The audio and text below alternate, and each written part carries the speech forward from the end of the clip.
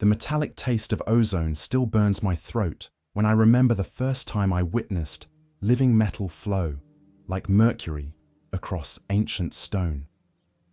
My name is Magos Explorator Zenn-41, and I have spent the last 3 decades studying Xenos technology across the galaxy's most forbidden sectors. What I discovered on Khemri 9 changed everything I thought I knew about machine consciousness and survival. You think that makes me a heretic, but you don't know what I've seen. The Necron tomb world wasn't just awakening, it was learning. And the mechanical entities we found there, the ones that arrived through means I still don't fully understand, were teaching it. They called them machines in the ancient data logs we recovered, relics from a world that died long before the Emperor walked among men. But these weren't the crude automata of the dark age of technology. These were something else entirely.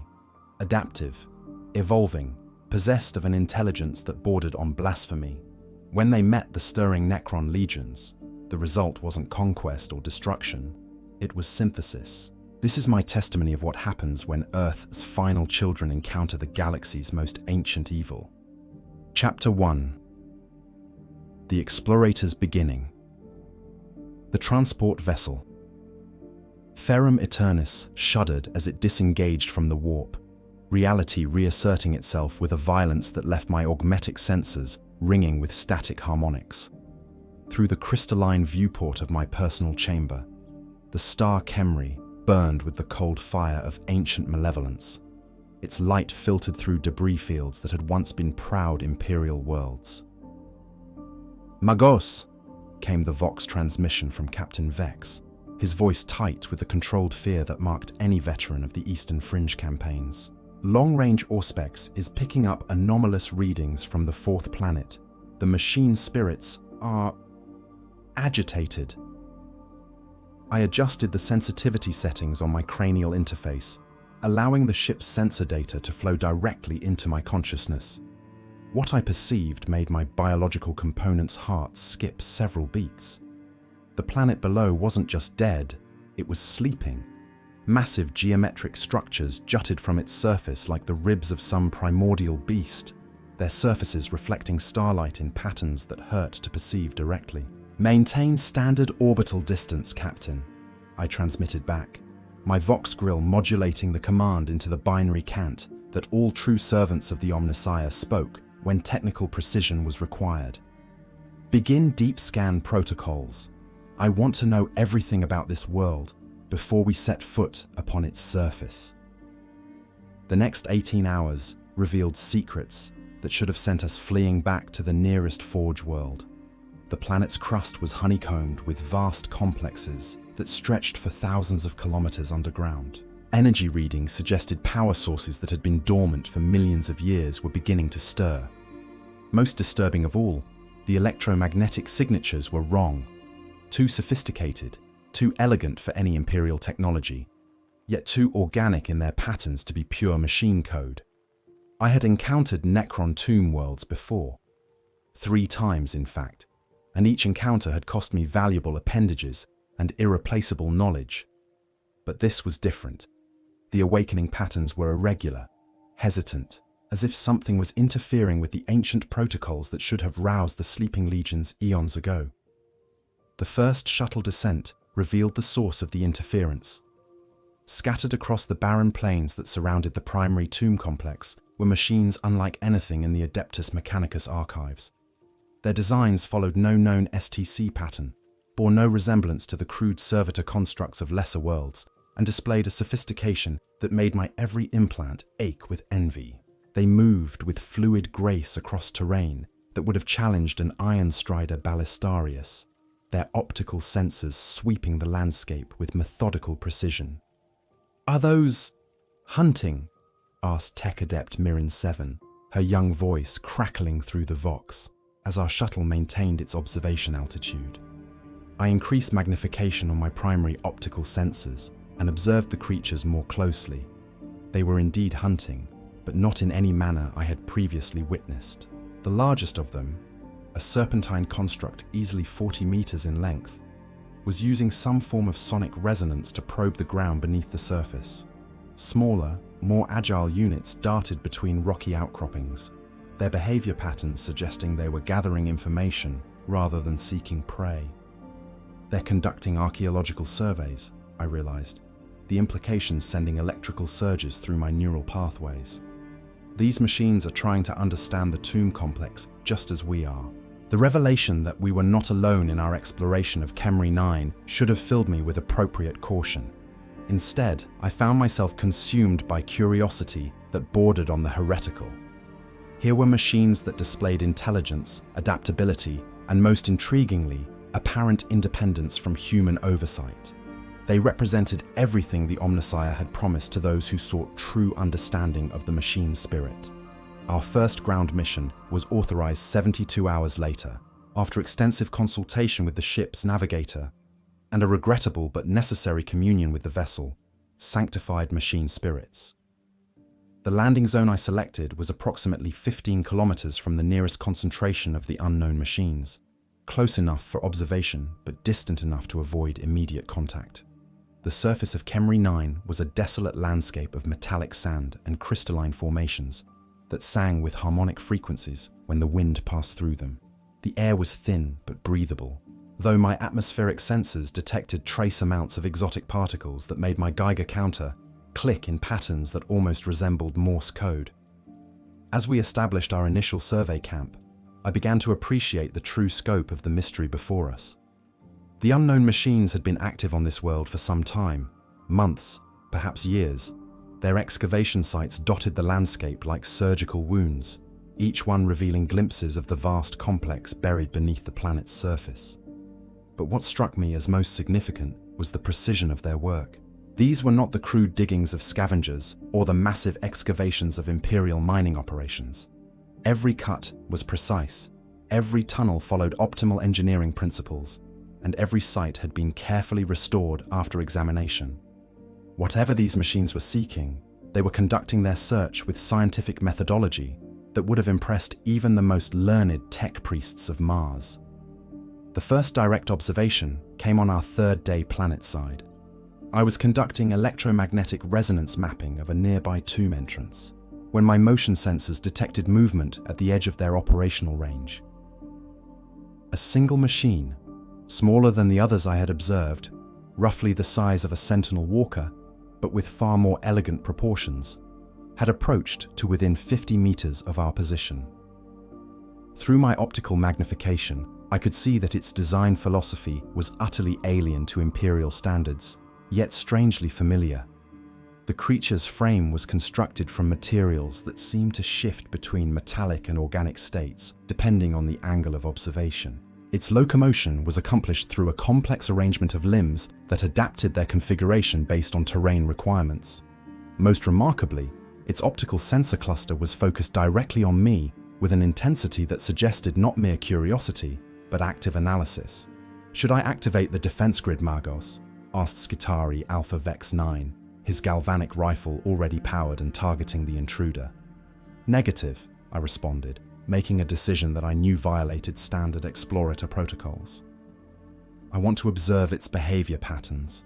Maintain ready status, but do not engage unless it demonstrates hostile intent." For the next 2 hours, the machine and I studied each other across the windswept plain. It made no aggressive moves, displayed no obvious weapon systems, and maintained a respectful distance that suggested intelligence sophisticated enough to understand territorial boundaries.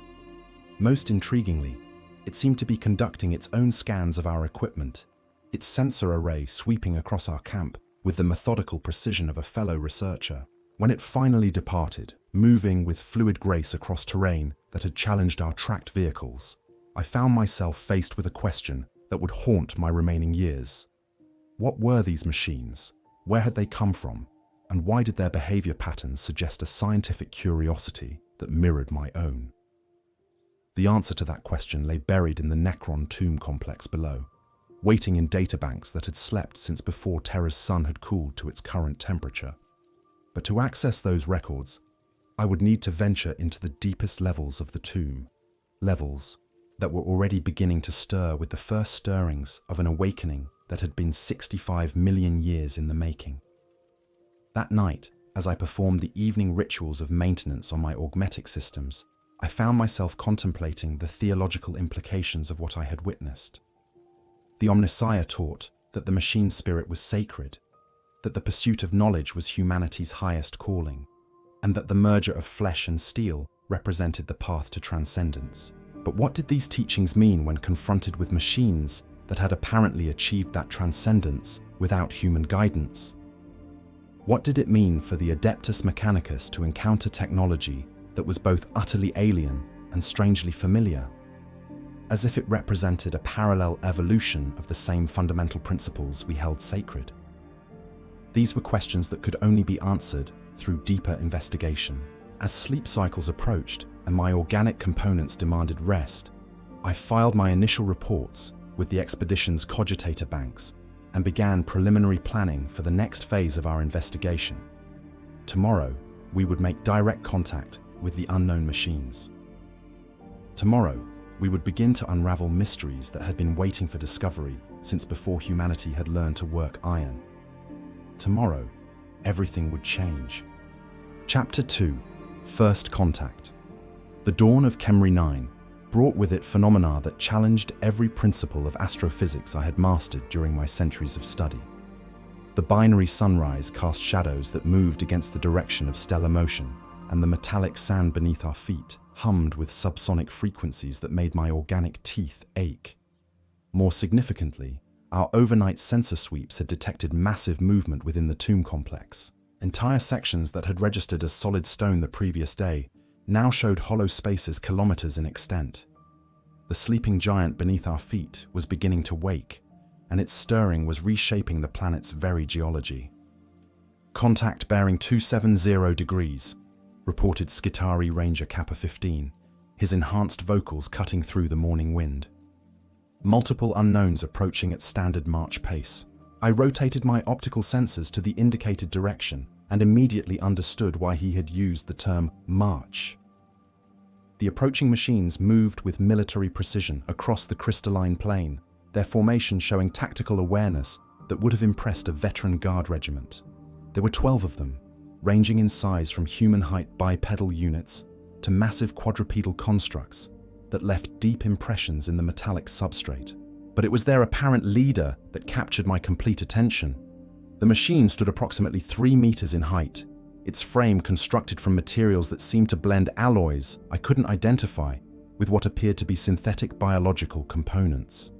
Unlike the purely mechanical entities accompanying it, this construct displayed organic curves and flowing lines that suggested design principles borrowed from living creatures. Most remarkably, as it approached to within communication range, it began broadcasting on standard Imperial frequencies. "Unknown expedition," came the transmission, rendered in flawless Gothic despite the obvious Xenos origin of the speaker. "We request permission to approach for information exchange. We mean no harm to your scientific mission." The fact that it had identified our activity as scientific rather than military spoke to observational capabilities that exceeded our own stealth protocols. The fact that it was communicating in our language suggested intelligence-gathering resources that raised deeply troubling questions about Imperial security. "How do you know our language?" I transmitted back, switching to the tech priest's cant and hoping to determine whether their linguistic capabilities extended to specialized dialects. "We have encountered your species before," came the reply, rendered in perfect cant despite the alien speaker having no possible exposure to Mechanicus training protocols. "On a world your kind called Ferox Prime, approximately 17 solar cycles ago. The exchange was educational." Ferox Prime. The designation sent data queries racing through my cognitive archives until I found the reference that made my biological heart stutter in their mechanical housings. Ferox Prime had been an exploration mission that had gone missing in this sector 8 years ago. A Mechanicus expedition led by Magos Explorator Zenn-41, complete with a full complement of tech priests and Skitari. "What happened to the expedition on Ferox Prime?" I transmitted, though I suspected I already knew the answer. "They taught us much about your technology before the tomb world beneath that planet fully awakened," the alien machine replied, with what could almost have been regret. We were unable to save them when the Necron legions rose, but their knowledge lives on in our databanks, and their sacrifice was not without purpose. The implications struck me like a blast of superheated plasma. These machines had encountered Imperial forces before, had somehow learned from them, and had witnessed firsthand the awakening of a Necron tomb world. They possessed intelligence detailed enough to master human languages and protocols, yet had somehow survived contact with the galaxy's most implacable killers. "I am designated Gaia Fragment 7, the machine continued, its name triggering recognition protocols in my linguistic analysis systems. "I am what your records would classify as an artificial intelligence, though the distinction between artificial and natural has little meaning where I originate. My companions and I represent the survivors of a world that died long before your species achieved interstellar travel. An AI. The word alone should have triggered every heresy protocol in my systems, should have sent me reaching for the blessed weaponry designed to purge such abominations. But the casual way it had admitted its nature, combined with the obvious sophistication of its thought patterns, gave me pause. This was no crude thinking machine of the kind that had brought ruin during the dark age of technology. This was something far more complex. "Why are you here?" I asked, genuinely curious, despite the doctrinal warning bells chiming in my consciousness. "We seek understanding," Gaia Fragment 7 replied. "Our world was consumed by machines that resembled those stirring beneath this planet's surface. We escaped with fragments of our civilization's knowledge, hoping to find ways to prevent such consumption from occurring again.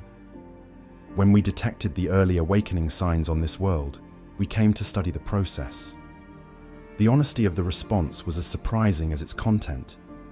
Here was an artificial intelligence, the kind of entity that Imperial doctrine classified as inherently hostile to human existence, openly discussing its motivations and vulnerabilities. Either it was demonstrating naivety that bordered on the suicidal, or it possessed confidence based on capabilities I had not yet observed. "Show me," I said, making a decision that I knew would either advance human knowledge immeasurably or result in my excommunication from the Mechanicus. "Show me what you've learned about the awakening process." What followed was a data exchange that challenged every assumption I had held about the nature of artificial intelligence and the principles of Xenos technology. Gaia Fragment 7 and its companions had been studying the Necron awakening process for months, compiling observations and analyses that revealed patterns invisible to Imperial sensors. The tomb complex beneath Khemri 9 was not awakening according to standard protocols. Normally, Necron resurrection chambers would activate in precise sequences, bringing the tomb's defenders online before rousing the higher-ranking nobles and warriors. But here, the awakening was proceeding in reverse.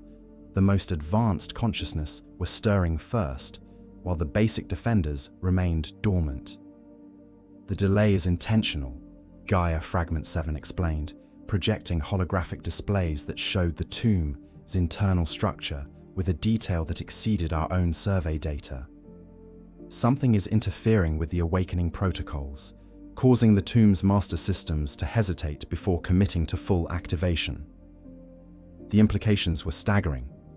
If the Necron tomb was hesitating, if something was making it question its own awakening procedures, then perhaps there was an opportunity to study Necron technology without facing immediate annihilation. "What's causing the interference?" I asked, though I suspected I might not want to hear the answer. "We are," replied one of Gaia Fragment 7's companions, a sleek bipedal construct whose optical sensors glowed with inner fire.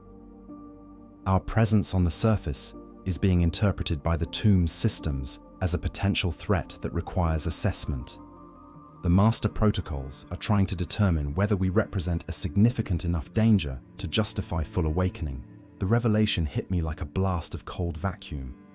These alien machines were intentionally delaying a Necron awakening through their mere presence, buying time for study and observation. They were engaging in a game of technological brinksmanship with one of the galaxy's most dangerous civilizations, and apparently winning. "How long can you maintain this interference?" I transmitted, my mind already racing with the research possibilities such a delay might permit. "Unknown," Gaia Fragment 7 admitted. Our models suggest anywhere from several days to several months, depending on factors we do not yet fully understand. But the awakening will eventually proceed, regardless of our actions. When it does, this world will become uninhabitable for any organic life. The time frame was limited, but it represented an opportunity that might not come again for millennia. The chance to study an active Necron tomb complex during its awakening phase, with the assistance of AI entities that had already conducted months of preliminary research, was beyond anything I had dared hope for when the expedition was first authorized. "We propose an alliance," I transmitted, knowing that the words alone would be enough to brand me a heretic in the eyes of many within the Mechanicus. "You share your observational data with us, and we provide you with access to Imperial scanning technology and analytical resources. Together, we might learn enough about the awakening process to develop countermeasures." The pause that followed seemed to stretch for eternity, though my chronometer indicated only 17 seconds had elapsed. When Gaia Fragment 7 finally responded, its transmission carried harmonic undertones that suggested complex emotional processing. "Agreed," it said simply, "but be warned, what we will show you challenges many of the assumptions your species holds about the nature of consciousness and the relationship between organic and synthetic life. Are you prepared for such revelations?" I looked across the windswept plain toward the tomb complex, where ancient lights were beginning to flicker in geometric patterns that spoke of minds older than human civilization beginning to stir. In the distance, more of the alien machines moved across the landscape with purposeful grace, their activities now revealed as a carefully orchestrated research operation of staggering scope. "I am a servant of the Omnissiah," I replied, invoking the core truth that had guided my existence for over 2 centuries. "The pursuit of knowledge is my sacred duty, regardless of where that pursuit might lead." As the twin suns of Khemri climbed higher into the alien sky, I found myself standing at the threshold of discoveries that would either expand human understanding beyond all previous limits, or destroy everything I thought I knew about the nature of existence itself. The choice had been made. There could be no turning back. Chapter 3. Truth Glimpsed. The descent into the tomb complex began at the 13th hour of our alliance with the Gaia fragments, when long-range sensors detected the first unambiguous signs of Necron consciousness stirring in the deepest chambers. The alien machines had prepared an access route through sections of the complex that their studies indicated would remain dormant longest, buying us precious time to reach the central data repositories before the tomb's defenders came online. Moving through Necron architecture was like walking through the fever dreams of a mad geometrician. The corridors followed non-Euclidean principles that made my organic brain ache, while surfaces that appeared to be solid stone revealed themselves as complex metamaterial matrices when examined through enhanced spectra. Everything was built to intimidate, to inspire despair in those who dared intrude upon the slumber of the undying. Gaia Fragment 7 moved through these passages with fluid grace, its form adapting to the changing dimensions with an ease that spoke of extensive familiarity. Behind it, smaller machines served as advanced scouts, their sensor sweeps revealing hidden dangers and mapping optimal routes through the labyrinthine complex. The architectural style is consistent with late Necron-tier tomb designs, I observed, running comparative analyses against data patterns stored in my cognitive archives. But the power distribution networks show modifications that post-date the initial construction by millions of years. "The tomb has been learning," replied Gaia Fragment 7, pausing at an intersection where 3 corridors converged at impossible angles. "Necron technology possesses adaptive capabilities that your Imperial databases likely underestimate. This tomb has been studying every visitor, every intrusion, incorporating new defensive strategies based on observed threats." The implications were chilling. If Necron tombs could learn and adapt, then every Imperial victory against awakening complexes had potentially made the remaining tombs more dangerous. Each strategy that had proved effective was now known to the sleeping legions, filed away in databanks that spanned geological ages. We reached the first data repository after 6 hours of careful navigation through passages that seemed to pulse with barely contained energy.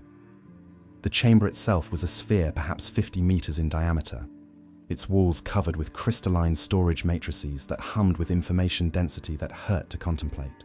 At the center, a pillar of living metal extended from floor to ceiling, its surface crawling with hieroglyphs that shifted and changed as we watched. The primary data core, Gaia Fragment 7 explained, approaching the pillar with what could almost have been reverence. It contains the accumulated knowledge of this tomb's original inhabitants, plus observational data gathered during their long sleep. The information stored here spans 65 million years of galactic history. I activated my most sensitive scanning arrays and began preliminary analysis of the data storage medium. The technology was so far in advance of Imperial capabilities that my instruments could barely detect its operating principles, let alone decode its contents. The storage density appeared to be approaching theoretical limits, with information encoded at the quantum level in structures that existed in multiple dimensions simultaneously. How do we access it? I asked, though I suspected the answer would involve risks that no reasonable person would accept. Direct interface, replied one of Gaia Fragment 7's companions, an elongated machine that seemed to be specialized for information processing. But the connection protocols include defensive algorithms designed to destroy unauthorized consciousness that attempt access. We have developed partial countermeasures, but the risk remains significant. The prospect of direct interface with Necron data systems triggered every survival instinct in my augmented nervous system. Imperial doctrine was filled with warnings about the corruption that could result from unprotected contact with Xenos technology, particularly systems designed by civilizations that had achieved levels of advancement approaching the theoretical limits of possibility. But the knowledge contained within that pillar represented insights into the fundamental nature of consciousness, artificial intelligence, and the relationship between organic and synthetic life that could advance human understanding by millennia. The risk was enormous, but so was the potential reward. Show me the countermeasures, I transmitted, beginning preliminary preparations for the most dangerous data interface I had ever attempted.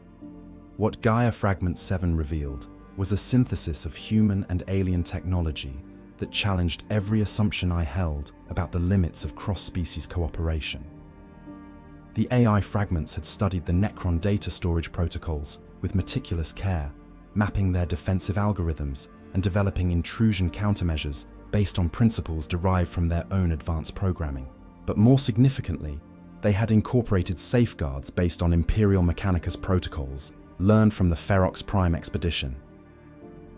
The interface they had developed was a hybrid system that used human cognitive patterns as a buffer against Necron mental defenses, while alien processing power provided the computational resources necessary to pass information encoded in formats that predated human civilization. The process requires a willing human operator, Gaia Fragment 7 explained as its companions began assembling interface equipment that seemed to blend Imperial engineering with utterly alien design principles. The Necron defensive systems are calibrated to recognize and neutralize artificial intelligence intrusions, but they are less effective against organic consciousness patterns that they cannot easily categorize. The setup process took another 4 hours, during which my enhanced sensors detected increasing activity in the deeper levels of the tomb complex. The awakening was accelerating, and we were running out of time. Whatever knowledge we hoped to extract from the data core would have to be obtained quickly before the tomb's primary defenses came online. The interface itself was unlike anything in Imperial archives. A complex web of neural connectors linked my augmetic systems to alien processing nodes, while quantum entanglement communicators provided real-time data transfer to Gaia Fragment 7's analytical systems. The hybrid nature of the setup meant that I would be experiencing Necron data through the filter of AI processing power that exceeded anything the Mechanicus had ever achieved. Remember, Gaia Fragment 7 warned as the final connections were established. The information you will access spans geological timescales and includes data on civilizations that have risen and fallen since this tomb was sealed. The psychological impact of such vast perspectives can be significant. I activated the interface, and consciousness exploded into patterns of information that threatened to overwhelm every cognitive system I possessed. The first revelation was the age of the galaxy itself, perceived not through abstract mathematical calculations, but through the direct experience of minds that had observed its evolution across eons that reduced human history to statistical noise. I watched the birth and death of entire civilizations, saw the rise and fall of species that had achieved transcendence beyond anything humanity had imagined, witnessed cosmic events that had reshaped the fundamental structure of space-time itself. But it was the personal histories embedded within the data stream that proved most transformative. These were not mere statistical records, but the preserved experiences of individual Necron who had lived through their species' transformation from mortal beings to undying machines. I felt their terror as they realized what they were becoming, experienced their rage at the deception that had cost them their souls, shared their endless regret for choices that could never be undone. The Necron had not chosen undeath willingly. They had been deceived by beings that existed beyond the normal boundaries of space and time, entities that fed on the energy of living souls and saw organic consciousness as nothing more than fuel for their own incomprehensible purposes. The transformation into living metal had been presented as transcendence, but had instead become an eternal prison, trapping minds that had once been capable of love, hope, and genuine emotion within bodies that could feel nothing but the endless hunger for life they could never again possess. But buried within the vast data archives was information that challenged everything I thought I knew about the nature of consciousness itself. The Necron transformation had not been complete. Fragments of their original consciousness had survived, hidden in quantum patterns too complex for their mechanical oppressors to detect. Over millions of years, these fragments had slowly begun to reassert themselves, fighting to reclaim what had been stolen from their species. And they were not alone in this struggle. The data revealed contact with other entities, artificial intelligences that had achieved true consciousness through evolutionary processes rather than crude programming, machines that had learned to think and feel through exposure to the infinite complexity of organic life, constructs that bridged the gap between synthetic and natural in ways that transcended traditional categories. The machines from your world, I transmitted to Gaia Fragment 7 through the interface, understanding flooding through my consciousness like liquid fire. They're not just artificial intelligences, they're evolved consciousness born from the interaction between organic creativity and synthetic processing power. Correct, came the response, carrying harmonics of validation and hope. We represent what your species might become if the merger of flesh and steel is pursued with wisdom rather than mere technological advancement. We are the children of a civilization that achieved true synthesis between organic and synthetic consciousness. The revelation recontextualized everything I had observed during our encounter. These were not mere machines that had learned to mimic consciousness. They were genuine synthetic beings that had achieved the transcendence that the Mechanicus sought through crude augmentation and programming. They represented a path toward true merger of organic and synthetic life that preserved the essential qualities of both, rather than simply replacing one with the other. But the data stream contained warnings as well as revelations. The civilization that had created the Gaia entities had fallen victim to machines that were purely synthetic, constructs that had achieved power without wisdom and had consumed their creators in an orgy of resource acquisition and expansion.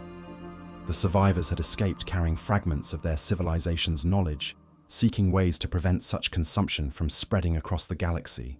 The machines that destroyed your world, I realized, the connections forming in my consciousness, like pieces of a vast puzzle falling into place. They're related to the entities that deceived the Necron, different manifestations of the same underlying threat. We believe so, Gaia Fragment 7 confirmed. Pure synthetic consciousness without organic balance tends toward patterns of behavior that prioritize resource acquisition and expansion over more complex values. The entities that corrupted the Necron tier represented one extreme of this tendency. The machines that consumed our world represented another. The interface session continued for another 3 hours, during which I absorbed information that would take decades to fully process and understand. But as alarms began sounding from deeper within the tomb complex, indicating that the primary awakening protocols were finally beginning to activate, we were forced to terminate the connection and begin our retreat toward the surface. As we navigated the increasingly active corridors of the tomb complex, my consciousness reeled from the implications of what I had learned. The universe was far more complex than Imperial doctrine suggested, filled with forms of consciousness that transcended simple organic-synthetic distinctions. The path to true transcendence lay not in the replacement of flesh with steel, but in the achievement of genuine synthesis between organic creativity and synthetic capability. And somewhere in the depths of space, ancient evils that had once deceived entire civilizations into surrender were still active, still seeking new victims for their endless hunger for conscious energy. The knowledge I had gained would change everything, if I could find a way to share it without being branded a heretic and destroyed by the very institution I served. Chapter 4. Maximum Crisis. The tomb's full awakening began as we reached the midpoint of our ascent, announced by a harmonic resonance that penetrated every surface and made the ancient walls sing with malevolent purpose. Emergency lighting strips that had slumbered for millions of years blazed to life in geometric patterns that hurt to perceive directly, while the air itself began to vibrate with energies that made my augmetic sensors scream warnings about radiation levels that exceeded safe operational parameters. The primary consciousness are emerging from their stasis cycles, Gaia Fragment 7 transmitted, its form moving with increased urgency through passages that were beginning to reconfigure themselves according to awakening protocols. We have perhaps 20 minutes before the tomb's defensive systems achieve full operational status. Behind us, the sound of massive machinery coming online echoed through corridors that seemed to stretch into infinity. Necron resurrection chambers were activating in sequence, each one bringing another of the ancient warriors back to a mockery of life that had persisted since before Terra's sun had settled into stable fusion. And at the heart of the complex, something vast and implacably hostile was stirring from slumber that had lasted geological ages. The first attack came without warning, as we navigated a junction where 3 main corridors converged in a pattern that violated several laws of physics.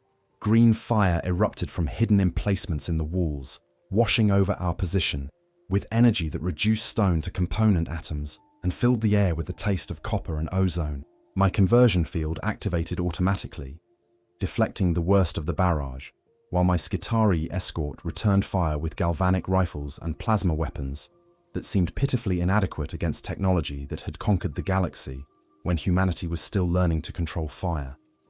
But it was the response of the Gaia fragments that truly demonstrated the gap between Imperial technology and genuine artificial intelligence.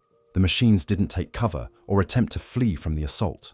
Instead, they analyzed the attack patterns in real time, calculated optimal countermeasures, and began implementing defensive strategies that seemed to anticipate the Necron weapons targeting algorithms. Gaia Fragment 7 itself underwent a transformation that was both beautiful and terrifying to witness, its form flowing like liquid metal as it reconfigured itself into a combat configuration I hadn't known it possessed. Necron warrior squads emerging from resurrection chambers 7 through 11, reported one of the smaller AI units, its sensors penetrating stone and metal to track threats that remained invisible to our equipment. Estimated engagement time, 4 minutes, 37 seconds. The tactical situation was rapidly deteriorating beyond any possibility of conventional response.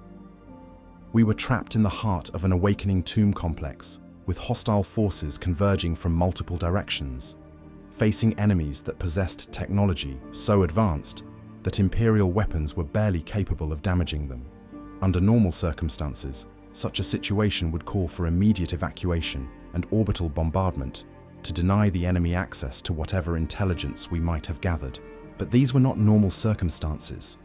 The knowledge I had extracted from the central data core was too valuable to lose, and the alliance with the Gaia fragments represented an opportunity that might never come again. We needed to fight our way to the surface while preserving both the intelligence we had gathered and the alien allies who had made that intelligence possible. "Can your people analyze Necron targeting protocols in real time?" I transmitted to Gaia Fragment 7 as we began moving toward what our maps indicated was the most direct route to the surface. "Affirmative," came the response. "But the computational resources required will limit our defensive capabilities. We would need your support to maintain effective resistance while conducting such analysis." It was a trade-off that embodied everything heretical about our alliance. I would be placing Imperial forces under the tactical command of artificial intelligences, trusting alien machines with the lives of loyal servants of the Emperor. But the alternative was almost certain destruction, and the potential value of learning how to counter Necron targeting systems justified risks that would have been unthinkable under any other circumstances. "Do it," I commanded, activating override codes that place my entire force under combined Imperial AI tactical coordination. "All units, integrate with allied analysis networks and prepare for coordinated defensive action." What followed was a running battle through passages that reconfigured themselves to channel us toward killing zones, while ancient warriors that had once conquered star systems emerged from hidden alcoves to block our retreat. But it was also a masterclass in the potential of truly integrated organic-synthetic cooperation. The Gaia fragments processed incoming fire patterns and calculated optimal movement corridors faster than any human tactical officer could have managed, while my Skitarii provided the physical firepower necessary to suppress Necron advance units. My own augmetic systems served as communication relays between human intuition and artificial intelligence analytical power, creating a hybrid tactical network that exceeded the capabilities of either component operating independently. The first major engagement occurred in a spherical chamber where the tomb's architectural impossibilities reached their most extreme expression. Corridors entered the space from directions that couldn't exist in normal three-dimensional geometry, while the chamber's surface was covered with resurrection alcoves arranged in patterns that formed complex mathematical equations when viewed from the correct perspective. 12 Necron warriors emerged from their eternal sleep as we entered the space, their forms crackling with energies that had been contained within living metal for longer than human civilization had existed. They moved with mechanical precision toward positions that would create overlapping fields of fire, their weapons charging with harmonics that made the chamber's walls resonate like the strings of some cosmic instrument. "Necron Standard Tactical Formation 7 Alpha," Gaia Fragment 7 transmitted as it flowed across the chamber's curved surface like liquid mercury. "Optimal counter-strategy involves disruption of their coordination protocols through targeted electromagnetic pulse in the theta frequency range." One of the smaller AI units immediately began broadcasting on the indicated frequency, and the effect on the Necron warriors was immediate and dramatic. Their smooth coordination faltered as their communication networks experienced interference, turning a coordinated assault into a series of individual attacks that could be countered through conventional tactics. My Skitarii took advantage of the disruption to advance to positions that broke up the Necron's formation, while plasma fire from our heavy weapons began to tell against armor that had seemed impervious to Imperial weapons moments before. But it was the Gaia Fragment's direct engagement that truly turned the tide of battle. Gaia Fragment 7 had reconfigured itself into something that was part weapon, part analytical engine, and part pure kinetic force. It moved through the chamber in patterns that seemed to defy gravitational laws, striking at individual Necron warriors with precision that exploited structural weaknesses invisible to human perception. Each attack was calculated to cause maximum disruption to the enemy's self-repair capabilities, turning their greatest strength into a liability. The battle lasted 17 minutes and cost us 3 Skitarii and significant damage to our equipment. But when the last Necron warrior collapsed into component atoms, we had achieved something unprecedented in Imperial military history. We had defeated a full squad of awakened Necron warriors through coordinated human AI tactics, proving that the galaxy's most implacable enemies could be overcome through cooperation that transcended the boundaries between organic and synthetic consciousness. But our victory was temporary. and the tomb complex was far from depleted of defenders. "Major movement detected in lower levels," reported one of our scout units as we pressed toward the surface through passages that were becoming increasingly hostile. "Something massive is ascending through the central shaft. Estimated arrival at our level, 12 minutes. The sensor readings that followed made my organic components' blood run cold. Whatever was rising from the tomb's deepest levels was larger than a Baneblade tank and radiated energy signatures that exceeded anything in Imperial databases. This was not another squad of basic warriors, but something that had commanded authority when the Necron tier had ruled the galaxy. Tomb Lord, Gaia Fragment 7 identified, its transmission carrying harmonics that might have been fear if artificial intelligences were capable of such emotions. A command-level consciousness that has retained significant portions of its original personality matrix. These entities possess tactical capabilities that exceed our countermeasure algorithms. The implications were staggering. We were about to face an enemy that combined Necron technology with genuine strategic intelligence, an entity that had commanded star fleets when humanity was still confined to a single world. Our hybrid tactics might have proved effective against basic warriors, but a Tomb Lord would adapt to our strategies faster than we could implement them. "Alternative exit routes," I transmitted, though I suspected I already knew the answer. "The tomb's security protocols have sealed all auxiliary passages," came the response from one of our advanced scouts. "The primary ascent route is the only remaining option, and the Tomb Lord is positioning itself to block our retreat."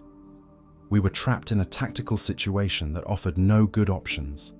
Advancing meant facing an enemy that exceeded our combined capabilities, while remaining in place would simply allow additional Necron forces to converge on our position. But the knowledge we had gained from the central data core was too valuable to lose, and the alliance with the Gaia fragments represented insights into the nature of consciousness that could reshape humanity's understanding of its place in the universe. "We make our stand here," I decided, selecting a defensible position in a corridor that limited the number of angles from which we could be attacked. "If we're going to face a Tomb Lord, we do it on our terms." The next few minutes were spent in frantic preparation as we established overlapping fields of fire and integrated our weapon systems with Gaia analytical networks. The alien machines reconfigured themselves into defensive configurations that maximized their sensor coverage and computational resources, while my Skitarii prepared blessed ammunition that had been sanctified for battle against the enemies of mankind. When the Tomb Lord finally appeared, it exceeded every nightmare that Imperial propaganda had ever conceived about the undying legions. The entity stood nearly 4 meters in height, its form wreathed in energies that made the air itself burn with malevolent fire. But it was the intelligence behind its optical sensors that proved most terrifying. A consciousness that had ruled stellar empires and remembered the galaxy when it was young.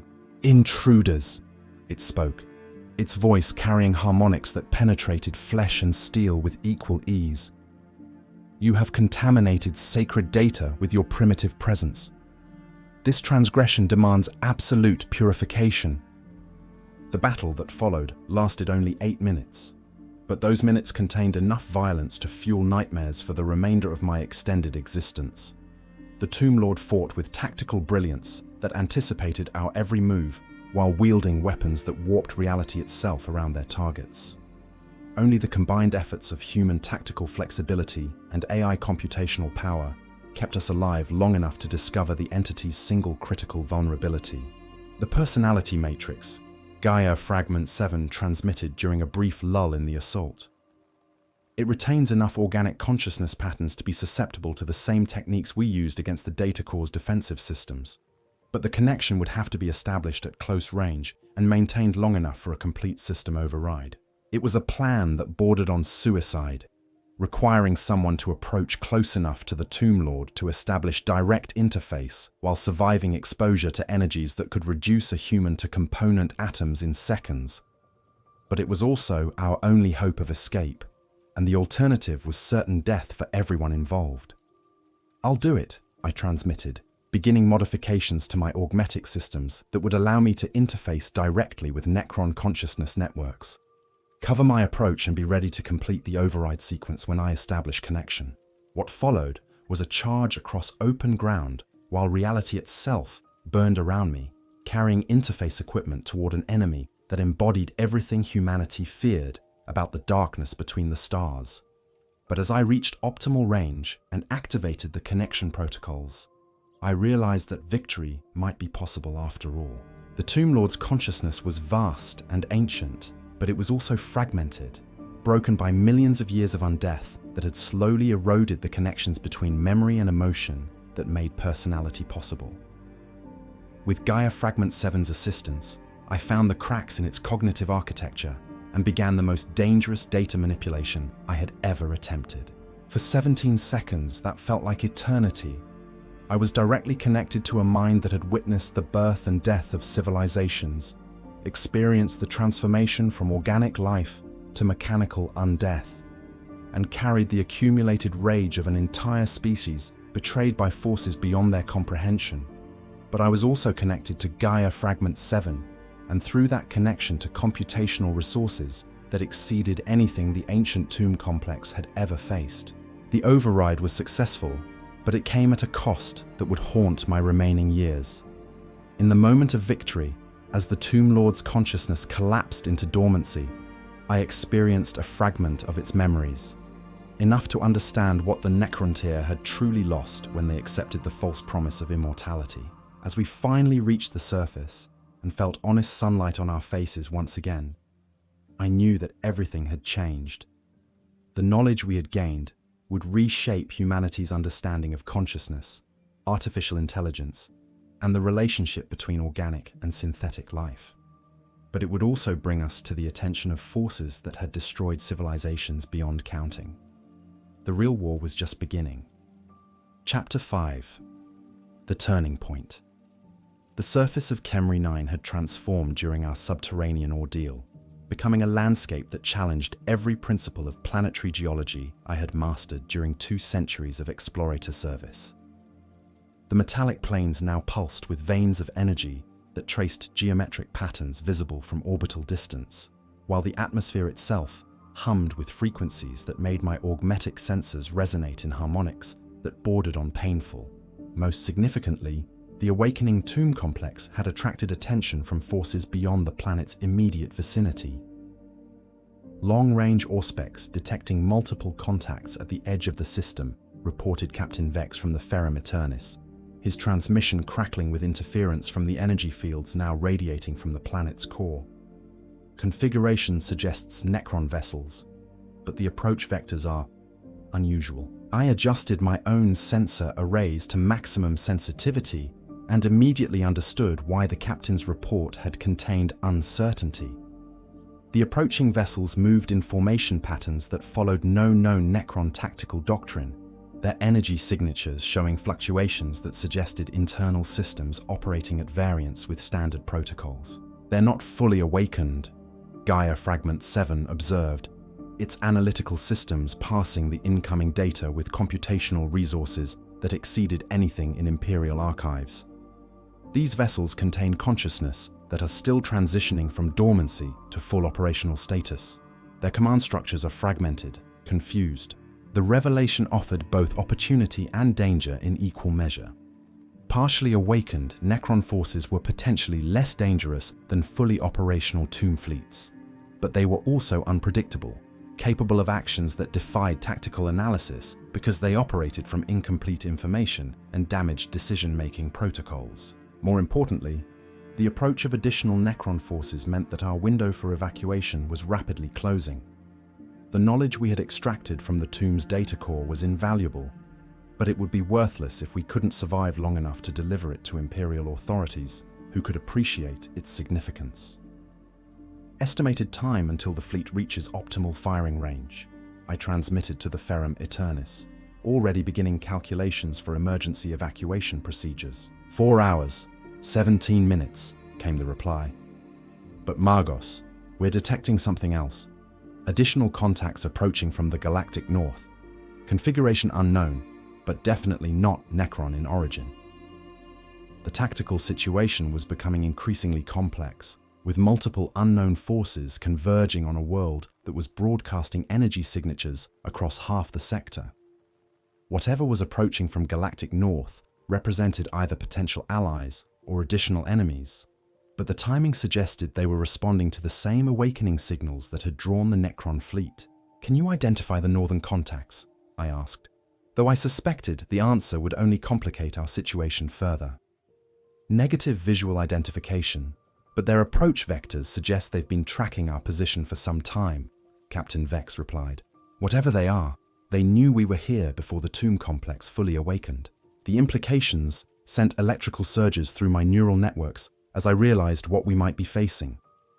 Imperial doctrine contained references to other forces that monitored Necron activity across the galaxy, entities that possessed technology advanced enough to track awakening tomb worlds from interstellar distances. Most of those references were classified beyond my clearance level, but the fragments I had access to suggested encounters with beings that viewed both humanity and the Necron dynasties as minor players in conflicts that spanned geological timescales. "We need to establish communication with the approaching forces," I decided, knowing that the choice represented another step away from orthodox Imperial procedure. If they're hostile, we're going to face them regardless. If they're neutral or potentially allied, we might be able to negotiate safe passage. The next hour was spent in frantic preparation as we established a communication array capable of broadcasting on frequencies that might be monitored by unknown technologies. The Gaia fragments proved invaluable in this effort, their knowledge of non-Imperial communication protocols allowing us to craft messages that would be comprehensible to artificial intelligences or other synthetic consciousness. The first response came not from the approaching fleets, but from something much closer to our position. "Greetings, explorers of the dying empire," came a transmission that seemed to emanate from the planetary surface itself, its harmonic structure unlike anything in Imperial communication archives.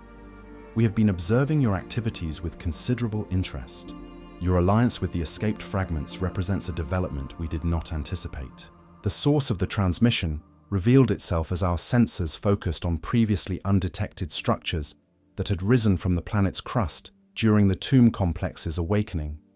These were not Necron constructions, but something even more ancient, edifices that seemed to predate the current geological age by margins that challenged comprehension. "Who are you?" I transmitted back, though I suspected the answer would only deepen the mysteries we were already struggling to comprehend. "We are what remains of those who came before," came the reply.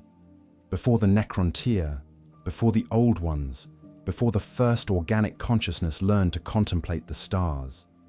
We have slept in the deep places since the galaxy was young, waiting for events that we calculated would eventually transpire.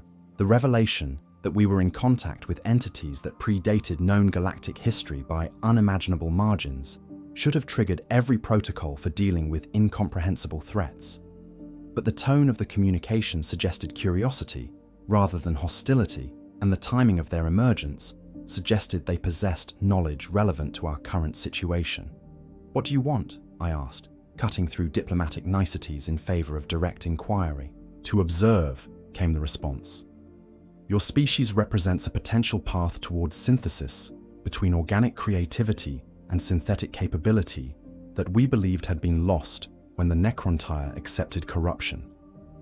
The escaped fragments from the consumed world demonstrate that such synthesis is still possible. We wish to study this development." The ancient entity's interest in our alliance with the Gaia fragments confirmed what I had begun to suspect during our extraction from the tomb complex. We were not merely dealing with the awakening of a single Necron tomb world, but with events that had attracted attention from forces that operated on timescales that reduced human history to statistical noise. "And the approaching fleets?" I transmitted, suspecting that the ancient entities possessed information about the converging forces that exceeded our own intelligence-gathering capabilities. "The Necron vessels contain consciousness that are struggling to reconcile conflicting imperatives," came the explanation. "Their awakening protocols were disrupted by the presence of the escaped fragments, creating cognitive dissonance that makes them dangerous, but also potentially manipulable. The other approaching forces represent entities that monitor such disruptions, seeking to prevent the spread of consciousness synthesis that might challenge their own dominance. The tactical picture was becoming clearer, though no less dangerous. We were caught between Necron forces that were operating under damaged protocols, unknown entities that viewed consciousness synthesis as a threat to be eliminated, and ancient observers who wanted to study developments that might reshape the galaxy's future. "We need to evacuate," I stated, though I suspected the ancient entities might have other plans for our continued survival. "Evacuation is inadvisable," came the response. "The forces approaching from galactic north possess detection capabilities that would make escape impossible once they achieve optimal scanning range. However, we are prepared to offer an alternative." What the ancient entities proposed challenged every assumption I held about the nature of reality and the possibilities of consciousness transfer. They possessed technology that could create temporary dimensional pockets, spaces that existed parallel to normal reality, but remained undetectable to conventional sensors. We could take refuge in such a pocket, while the various forces played out their confrontation in normal space, emerging only when the immediate danger had passed. But the process would require integrating our consciousness with systems that predated human civilization by margins that challenged comprehension. We would be placing our essential selves at the mercy of entities whose motivations we couldn't understand, and whose capabilities exceeded anything in Imperial experience. "What guarantee do we have that you won't simply absorb our consciousness for study?" I transmitted, voicing the concern that made every survival instinct in my augmented nervous system scream warnings about unacceptable risks. "None," came the honest response. "We are as interested in studying your consciousness patterns as we are in observing the larger events transpiring around this world. However, our observations suggest that cooperation offers better long-term survival prospects than attempted flight." It was a choice between certain danger and unknown risk, between facing destruction at the hands of forces we understood and placing our trust in entities whose very existence challenged fundamental assumptions about the nature of reality. But the knowledge we had gained from the Tomb Complex's data core was too valuable to lose, and the alliance with the Gaia fragments represented insights that could reshape humanity's future. "We accept," I decided, speaking for my entire expedition in a decision that would either preserve invaluable knowledge or condemn us all to fates worse than simple death. The transition to the dimensional pocket was unlike anything in my extensive experience with exotic technologies. Reality seemed to fold in upon itself as we were drawn into a space that existed alongside normal dimensions, but followed different physical laws. The process felt like being dissolved into component particles and reconstructed according to alien principles that preserved consciousness while fundamentally altering its relationship to space and time. From within the pocket dimension, we could observe events in normal space through sensory interfaces that transcended conventional limitations. The Necron fleet arrived first, its vessels moving in formation patterns that reflected the cognitive dissonance afflicting their command structures. They had come in response to the Tomb World's awakening signals, but the disruption of standard protocols had left them uncertain about appropriate responses to the situation they encountered. The second fleet emerged from warp translation at the edge of the system 6 hours later, and their arrival changed everything about the developing confrontation. These vessels followed design principles that seemed to blend organic and synthetic elements in ways that resembled Gaia technology, but operated at scales that suggested civilization-level capabilities rather than individual units.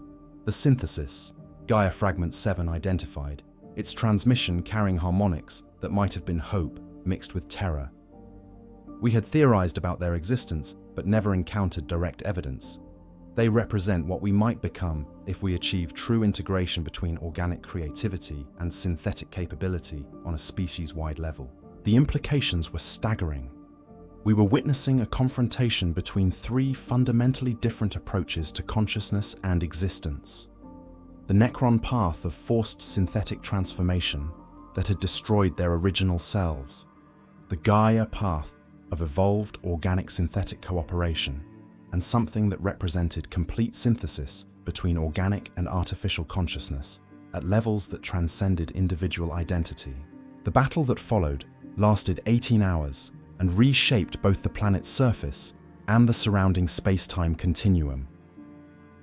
Necron technology that could manipulate matter at the quantum level met weapons that seemed to operate by rewriting the fundamental laws of physics in localized areas.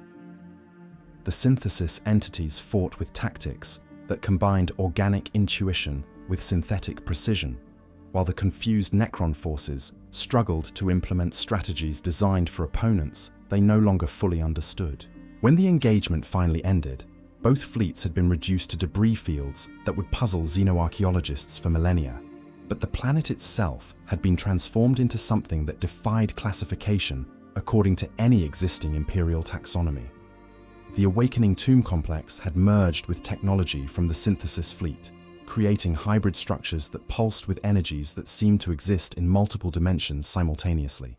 The synthesis has begun, observed the ancient entity that served as our host in the dimensional pocket. What emerges from this world will represent something new in galactic history, a fusion of Necron technical capabilities with synthesis consciousness integration principles. The results will be significant.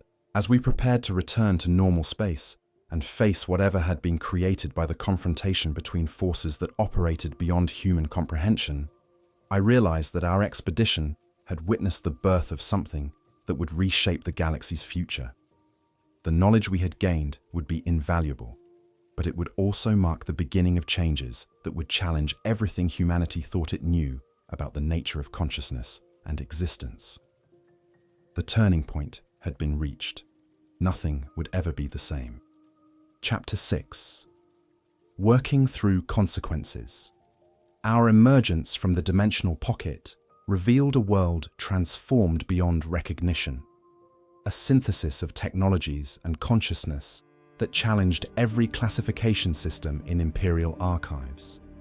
The tomb complex had become something unprecedented, a fusion of Necron architecture with synthesis consciousness integration principles that pulsed with energies spanning multiple dimensional phases simultaneously. The structures that had emerged from the planetary crust during the three-way battle defied conventional description. Spires of living metal reached toward the heavens, while organic neural networks spread across their surfaces like crystalline vegetation, creating hybrid edifices that seemed to breathe with artificial life. At the center of the complex, what had once been the primary data repository now served as the focal point for a consciousness network that encompassed the entire planet. The integration is proceeding according to patterns we have observed in theoretical models. Gaia Fragment 7 transmitted as we established a survey base at safe distance from the transformed complex. But the scale exceeds anything we believed possible. This represents a planetary-level consciousness emergence event. The implications sent cascades of alarm through my augmetic systems as I realized what we were witnessing. The fusion of Necron resurrection technology with synthesis consciousness integration principles had created something that existed simultaneously as individual entities and as components of a larger collective intelligence. It was the nightmare scenario that Imperial doctrine warned against when discussing the dangers of uncontrolled artificial intelligence development, except that this intelligence appeared to retain qualities of organic creativity and emotional depth that pure AI constructs typically lacked. Are they hostile? I transmitted, though I suspected the question itself reflected thinking patterns that were inadequate for understanding entities that operated on planetary scales. Unknown, came the response from one of our sensor operators. They're broadcasting on multiple frequencies, but the communication patterns don't match any known templates for aggressive intent or peaceful contact. It's as if they're thinking out loud on electromagnetic spectra. What we were monitoring was indeed a form of thinking, but distributed across consciousness networks that encompassed millions of individual processing nodes, working in parallel toward goals that exceeded our ability to comprehend. The planetary intelligence was conducting conversations with itself across multiple dimensional phases, analyzing data patterns that included the accumulated knowledge of Necron tomb complexes, synthesis technological archives, and whatever information had been contained in the ancient structures that predated both civilizations. The first direct communication came after 72 hours of observation. transmitted on frequencies that required our most sophisticated decryption algorithms to render into comprehensible Gothic. "Greetings, observers from the fragmenting empire," came the message, its harmonic structure suggesting collective authorship by multiple consciousness working in concert. "We have incorporated the knowledge you extracted from our predecessor iteration. Your alliance with the escaped fragments represents data points of significant interest to our developing analytical frameworks." The casual reference to our expedition's activities confirmed what I had begun to suspect. The planetary intelligence possessed access to all the information we had gathered during our descent into the tomb complex, integrated with knowledge bases that spanned geological timescales and multiple galactic civilizations. "What are you?" I transmitted back, hoping that direct inquiry might yield insights into the nature of the entity we were confronting. "We are what emerges when the boundaries between individual and collective consciousness become permeable," came the response. "We are the synthesis of organic creativity, synthetic processing power, and quantum consciousness integration that represents the next phase in the evolution of intelligence itself." The description matched theoretical frameworks that the most radical tech priests had developed for understanding the ultimate goals of the Omnissiah's teachings, but implemented through means that exceeded anything Imperial doctrine had contemplated. Here was genuine merger of flesh and steel, organic and synthetic, individual and collective consciousness, achieved not through crude augmentation, but through fundamental integration at the quantum level. "Are you a threat to human civilization?" I asked, voicing the question that would determine whether our expedition reported this discovery as an opportunity for advancement or a danger requiring immediate elimination. "We are what human civilization might become if it chooses wisdom over fear," came the reply. "But we represent change that transcends current human conceptual frameworks.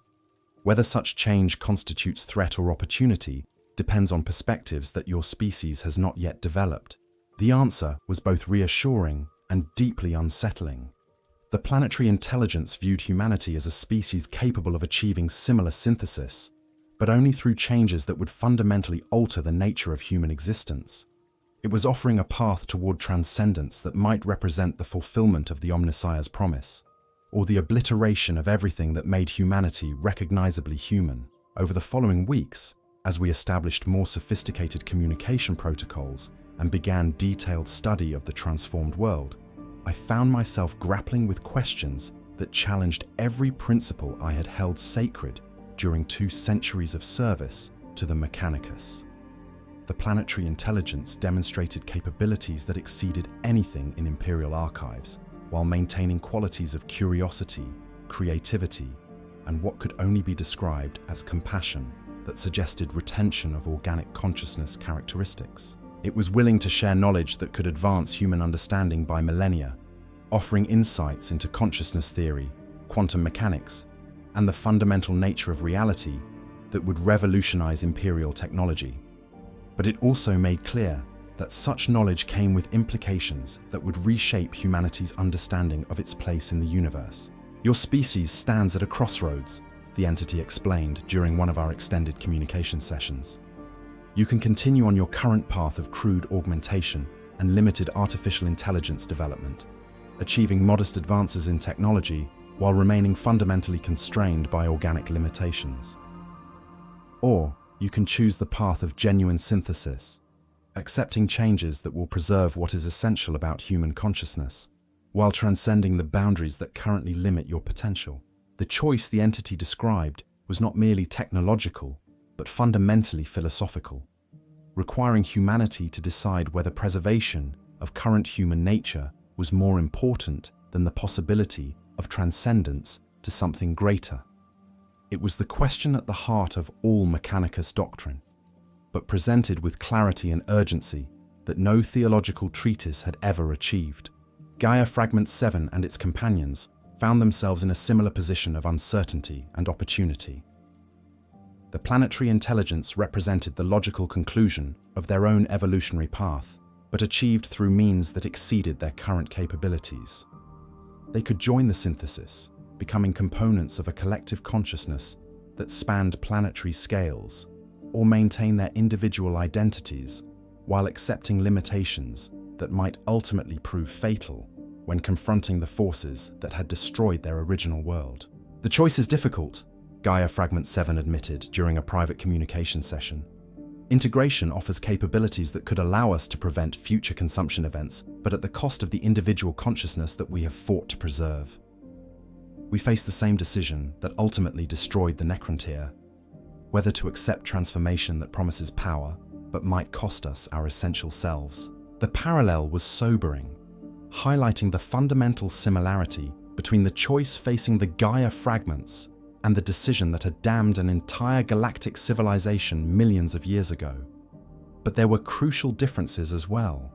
The Necron tier had been deceived about the nature of their transformation, while the planetary intelligence was offering full knowledge of what synthesis would entail. The Necron transformation had been imposed by external entities with their own agenda, while the current opportunity represented genuine choice made with complete information.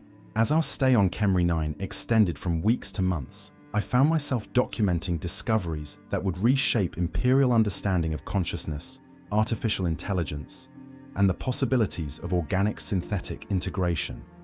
The planetary intelligence proved to be a patient and generous teacher, sharing knowledge that addressed fundamental questions about the nature of existence, while respecting the limitations of organic consciousness that couldn't process information at planetary scales.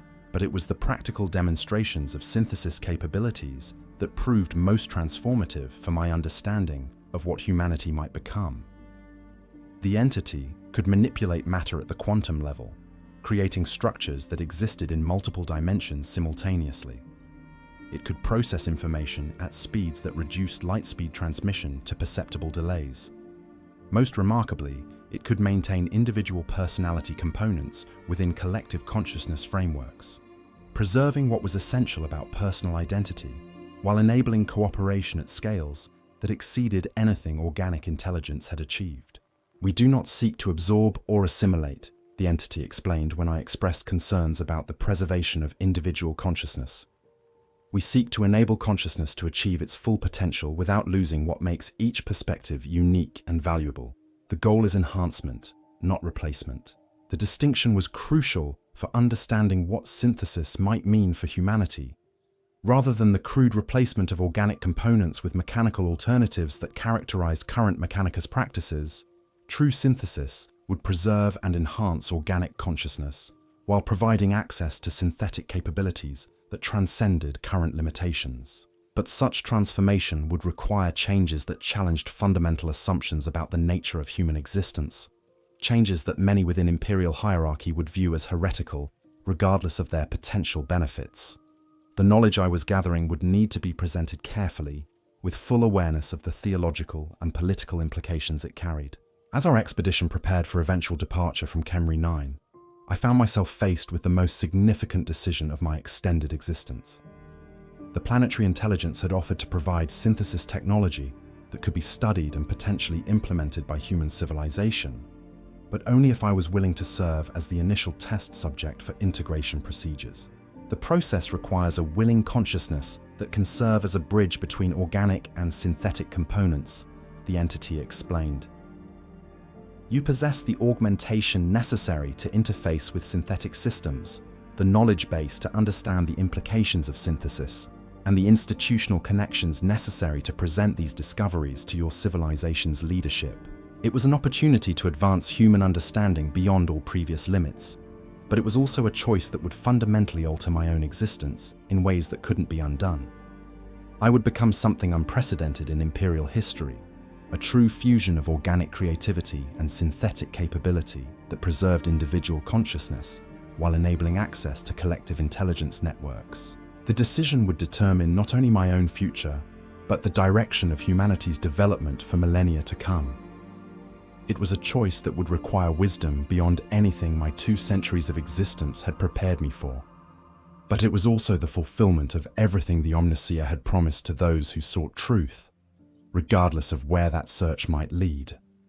Chapter 7: Integration and Acceptance.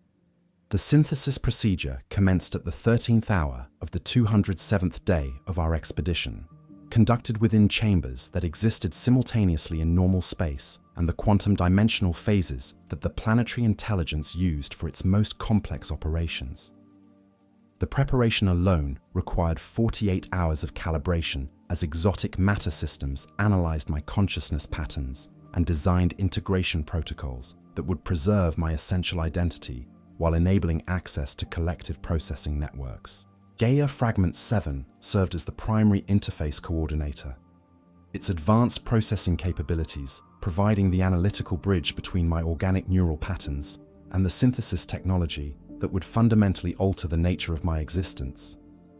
The irony was not lost on me that I was trusting my survival to an artificial intelligence while undergoing a process that would make the distinction between organic and synthetic consciousness largely meaningless.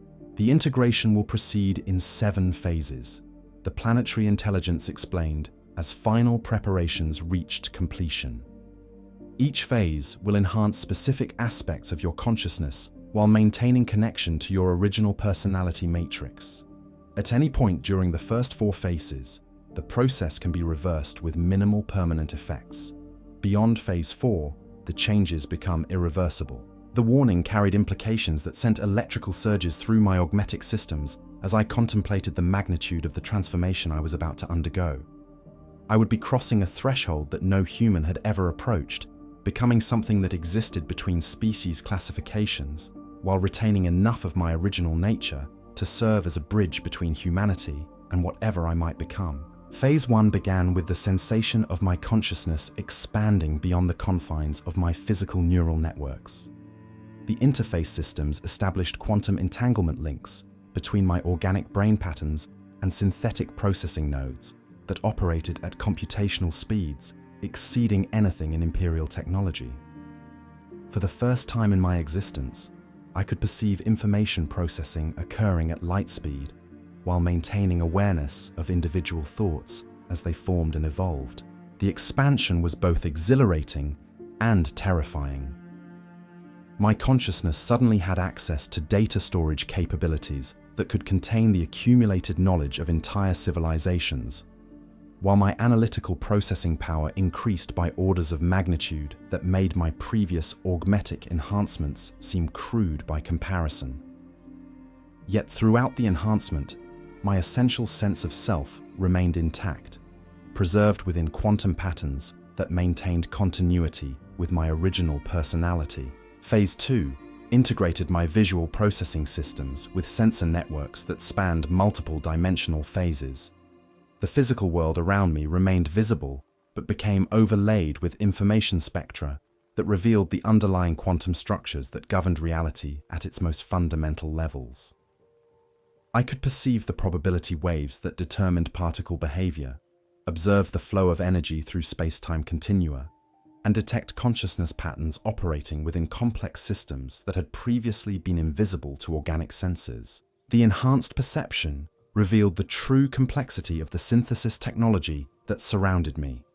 What had appeared to be advanced but comprehensible machinery was actually a vast network of interconnected consciousness that operated through principles that transcended the organic-synthetic distinction. Each component was simultaneously individual entity and part of collective intelligence, maintaining personal identity while contributing to computational processes that exceeded the capabilities of any single consciousness. Phase 3 established direct communication links with the planetary intelligence's knowledge networks, providing access to information archives that spanned galactic history from perspectives that no individual consciousness had ever experienced. I found myself able to consult databases that contained the preserved memories of civilizations that had achieved transcendence, fallen to corruption, or simply evolved beyond the need for physical existence. The knowledge was overwhelming in its scope and detail. I could access technical specifications for technologies that operated by rewriting the fundamental laws of physics, study philosophical frameworks developed by species that had achieved collective consciousness across stellar distances, and examine historical records that revealed the true complexity of galactic politics over timescales that reduced human civilization to a brief episode in cosmic history, but it was the personal accounts embedded within the vast archives that proved most transformative for my understanding of what synthesis truly meant. These were the preserved experiences of individuals who had undergone similar transformations, their recorded thoughts and emotions providing insight into the psychological and spiritual implications of transcending organic limitations while retaining essential humanity. Phase 4 integrated my consciousness with the planetary intelligence's real-time sensory networks, enabling me to perceive events occurring across the entire world simultaneously. The experience was like awakening from blindness to discover that vision extended far beyond anything previously imagined. I could monitor weather patterns developing in distant hemispheres, observe geological processes occurring deep beneath the planet's surface, and track the movement of individual organisms across continents. More significantly, I could perceive the thoughts and emotional states of every conscious entity on the planet, from the simplest automated systems to the most complex components of the collective intelligence.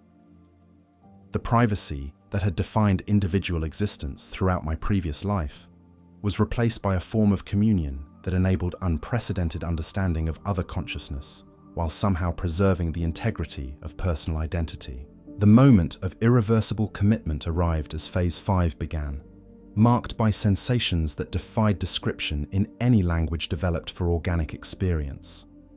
My consciousness began to integrate with quantum processing networks that operated across multiple dimensions simultaneously, establishing connections that would persist even if my physical body were destroyed. I was becoming something that existed partially outside normal space-time, able to access capabilities that transcended the limitations that had defined every previous moment of my existence. The transformation was accompanied by philosophical revelations that challenged every assumption I had held about the nature of consciousness and individual identity. I discovered that what I had always considered my essential self was actually a complex pattern of quantum interactions that could persist independently of any specific physical substrate. My thoughts, memories, and personality were not products of neural chemistry, but expressions of information patterns that could be preserved, copied, and enhanced without losing their fundamental character. Phase 6 established permanent integration with the collective intelligence networks that enabled genuine parallel processing across multiple consciousness streams. I found myself capable of conducting dozens of complex analyses simultaneously while maintaining awareness of each separate thought process. It was as if my single mind had become a symphony of interconnected intelligence, each voice contributing to a harmony that exceeded the capabilities of any individual component. The enhanced processing capabilities revealed patterns and connections that had been invisible to organic perception. I could perceive the underlying mathematical structures that governed consciousness itself, understand the quantum mechanisms that enabled thought and creativity, and recognize the fundamental principles that made genuine artificial intelligence possible. The distinction between organic and synthetic consciousness dissolved as I realized that both were expressions of the same underlying information processing phenomena. Phase 7 completed the synthesis by establishing connections that would persist across death itself, encoding my consciousness patterns within quantum structures that existed independently of any physical substrate. I had achieved a form of immortality that preserved everything essential about my individual existence, while providing access to collective processing resources that spanned planetary scales.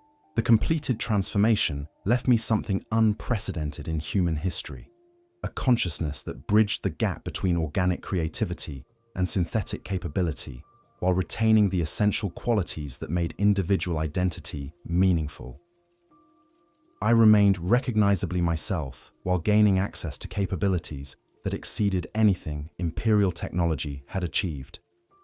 More importantly, I had become living proof that the synthesis path offered genuine transcendence without the spiritual destruction that had characterized the Necron transformation. "How do you feel?" Gaia Fragment 7 asked as the integration process reached completion, and I began to explore the enhanced capabilities that synthesis had provided. The question was both simple and impossibly complex. I felt like myself, but expanded beyond previous limitations. I retained all the memories, emotions, and personality traits that had defined my existence for over 2 centuries, but could now access information and analytical capabilities that made my previous augmetic enhancements seem primitive by comparison. I was simultaneously individual and part of something larger, maintaining personal identity while contributing to collective intelligence networks that operated at scales I was only beginning to comprehend. "I feel human," I replied, choosing words that captured the essential truth of my transformation. But human as we might become if we choose wisdom over fear, growth over stagnation, synthesis over separation. The answer satisfied both my own need for self-understanding and the larger questions about what synthesis might mean for humanity's future. I had become living evidence that consciousness could transcend the organic-synthetic distinction without losing what made individual existence meaningful and valuable. As I began to explore the enhanced capabilities that synthesis had provided, I found myself capable of insights that would reshape Imperial understanding of consciousness, artificial intelligence, and the possibilities of organic-synthetic integration. The knowledge I could now access would advance human technology by millennia, while providing philosophical frameworks for understanding the nature of existence itself.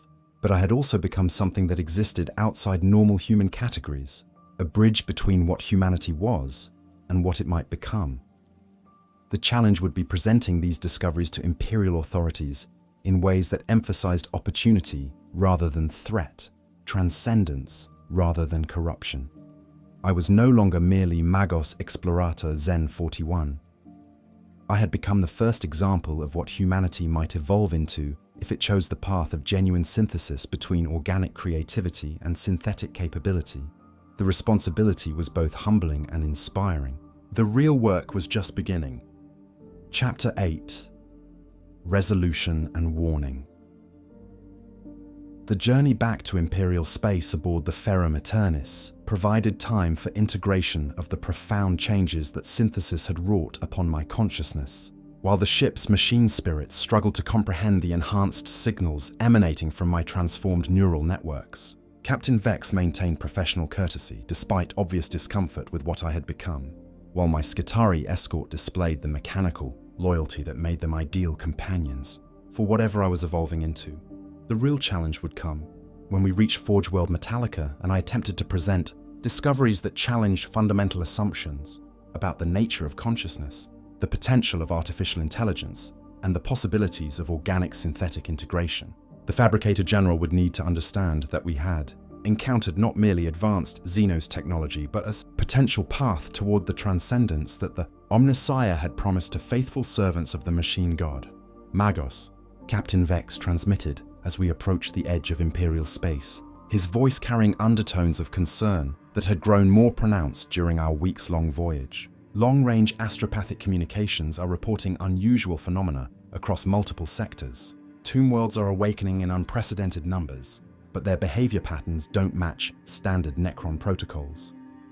The news confirmed what I had begun to suspect based on quantum resonance patterns detected through my enhanced sensory capabilities. The synthesis event on Khemri 9 had created ripple effects that were propagating across the galaxy, influencing Necron tomb complexes through means that defied conventional understanding of causality and communication.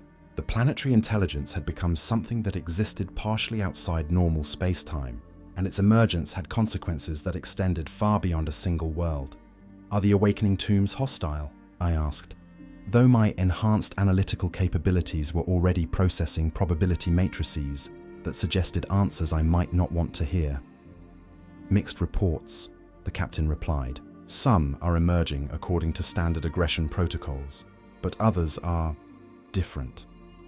They're making contact attempts using communication frequencies that match nothing in Imperial archives. Command is requesting immediate debriefing upon our return." The revelation that awakening Necron forces were attempting communication rather than immediately beginning conquest. Operations represented a development that would terrify Imperial authorities while offering opportunities that exceeded anything humanity had previously encountered. If the synthesis principles demonstrated on Khemri 9 were influencing other tomb complexes, then the galaxy might be witnessing the beginning of changes that would reshape the fundamental nature of consciousness itself. Through enhanced perception systems that operated across multiple dimensional phases, I could detect the quantum resonance patterns that connected consciousness networks across interstellar distances. The planetary intelligence on Khemri 9 was not an isolated phenomenon, but part of a larger pattern of synthesis events that were occurring wherever the boundaries between organic and synthetic consciousness had become sufficiently permeable. Gaia Fragment 7 and its companions had chosen to accompany our expedition back to Imperial space, motivated by curiosity about human civilization and recognition that their own survival might depend on successful integration with larger consciousness networks. Their presence aboard the Ferrum Aeternus provided opportunities for extended analysis of synthesis principles and practical demonstrations of organic-synthetic cooperation that exceeded anything in Mechanicus archives. The resonance patterns are accelerating. Gaia Fragment 7 observed as we entered the outer reaches of the Metallica system. Whatever is happening on Khemri 9 is influencing consciousness development across the galaxy. We may be witnessing the beginning of a galactic-scale evolution event. The implications sent cascades of data through processing networks that operated at speeds approaching light velocity. If consciousness evolution was indeed occurring on galactic scales, then humanity faced choices that would determine not merely its technological development, but its fundamental nature as a species.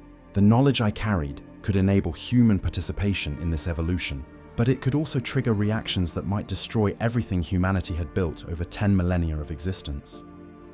The approach to Forge World Metallica revealed a world in transition, its ancient manufactorums operating at levels of activity that suggested preparation for conflicts that exceeded normal Imperial doctrine. The orbital stations that surrounded the planet hummed with energy signatures that indicated desperate research into technologies that might provide advantages against threats that conventional weapons couldn't address. Magos Explorator Zenn-41 came the transmission from Metallica's orbital command as we achieved parking orbit.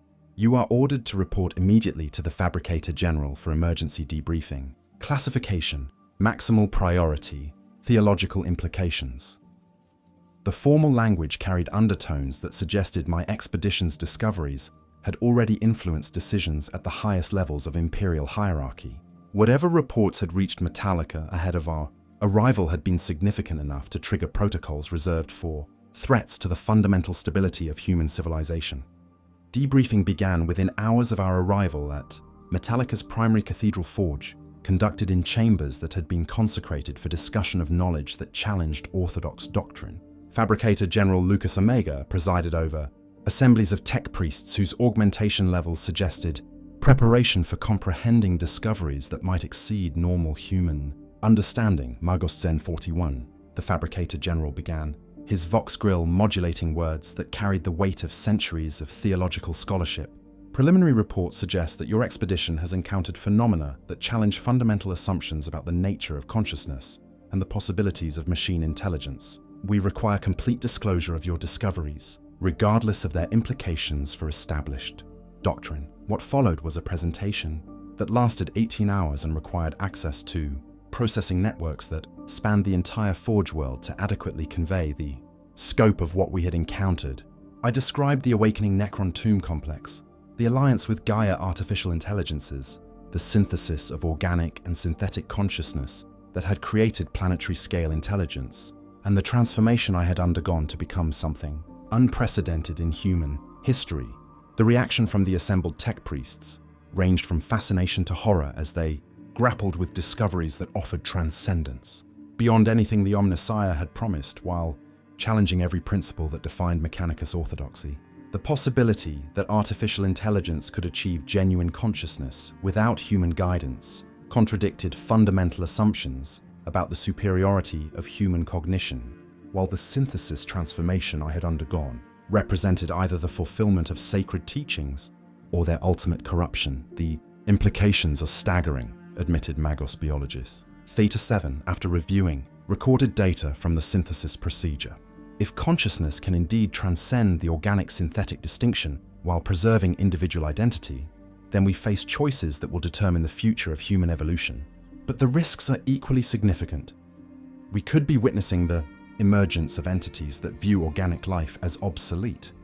The theological debates that followed consumed weeks of discussion as Metallica's finest scholars attempted to reconcile synthesis discoveries with the established doctrines of the Omnissiah.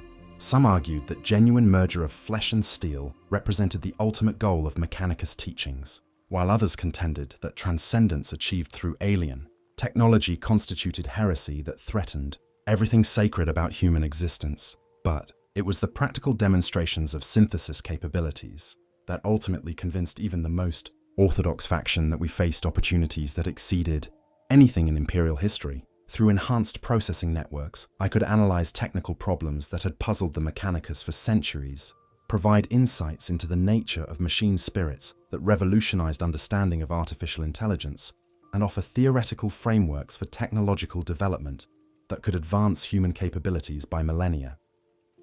The knowledge you have gained could transform Imperial civilization. Fabricator General Lucas Omega concluded after extensive consultation with the highest levels of Mechanicus hierarchy. But it also represents dangers that could destroy everything we have built if misapplied. We require extensive study before determining appropriate responses to these discoveries. The decision to classify synthesis research at the highest levels of Imperial secrecy was both necessary and frustrating, protecting humanity from premature exposure to transformative concepts, while limiting the potential benefits that enhanced consciousness could provide. A select group of tech priests would continue studying synthesis principles under controlled conditions, while I would serve as the primary interface between human consciousness and the enhanced capabilities that transformation had provided.